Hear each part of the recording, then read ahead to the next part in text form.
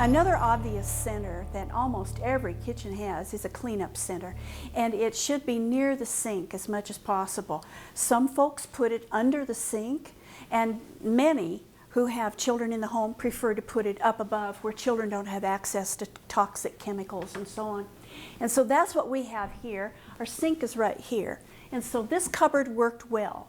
We've got our dishwasher detergent and dish soap, and then a couple basic cleaners and some other little tools that Kathy uses on a regular basis. And you can see she's got extra room up there. Did you know that empty space is a sign that you're in control of the stuff? It's not controlling you. And so if you can have a little empty space, an empty shelf or drawer in a kitchen, that's a very good thing. Shows you're really in control now.